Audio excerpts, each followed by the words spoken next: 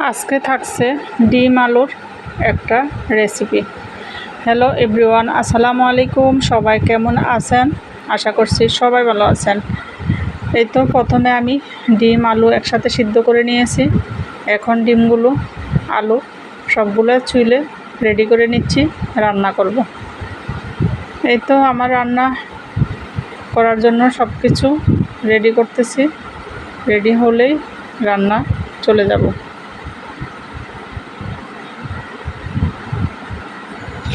প্রথমে আমি ঘি দিয়ে দিয়েছি।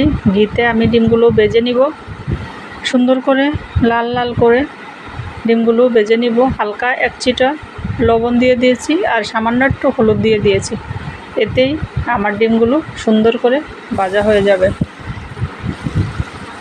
এই তো নেড়ে চেড়ে ডিমগুলোকে ভালোভাবে লাল লাল করে ভেজে নিচ্ছি। এখন ডিমগুলো ভাজা হয়ে গেলে তুলে রাখবো এক সাইডে।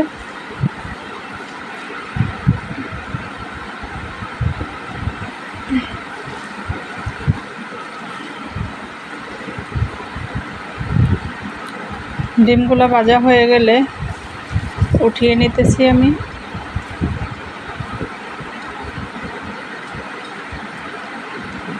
একই ঘিয়ের মধ্যে আমি আলুগুলো ভেজে নিব।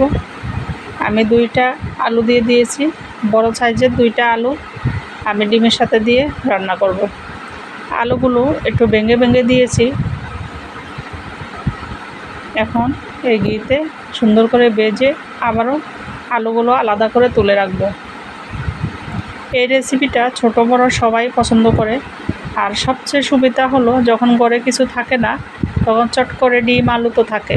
চট করে ডিম আলু এভাবে রান্না করলে একদমই বোঝা যাবে না যে ঘরে আজকে কিছু ছিল না। বা এই রেসিপিটা একদমই সহজ, একদম বিপদের সময় রেসিপিটা বেশি কাজে লাগে। দিয়ে দিয়েছি রসুন বাটা, একটু পেঁয়াজ বাটা, দিয়ে দিলাম হলুদের গুঁড়া, জিরার গুঁড়া এবং লাল মরিচের গুঁড়া, ধনিয়ার গুঁড়া। 1 কাপ পানি দিয়ে দিয়েছি। পানি দিয়ে নেড়ে চেড়ে কষিয়ে নিব। দিব স্বাদ মতো লবণ। ঢাকনা দিয়ে একটু কষিয়ে নিব যাতে করে মশলার গন্ধ চলে যায়। এই তো মশলাগুলো সুন্দর করে কষানো হয়ে গিয়েছে। ডিমগুলো নেড়ে ছেড়ে দিব। মশলার সাথে ডিমগুলো ভালোভাবে মিশিয়ে নিব। এরপরে দিয়ে দিব আলুগুলো দিব, দিয়ে নেড়ে চেড়ে কষিয়ে নিব ভালোভাবে।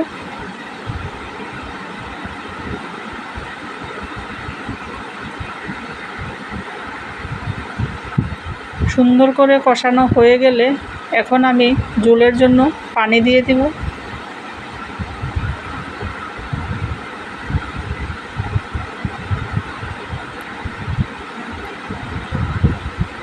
রান্নাটা আমার সুন্দর এই যে কষানো হয়ে গিয়েছে।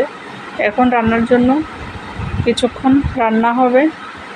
আমি যেই বাটিতে আলু নিয়েছি সেই বাটিতে করেই পর্যাপ্ত পরিমাণে পানি দিয়েছি, যেতে একটু ঝোল ঝোল রাখবো আর আলু গলে ঘন হয়ে যাবে। এই কারণে একটু ঝোলের পরিমাণ বেশি দিতে হবে।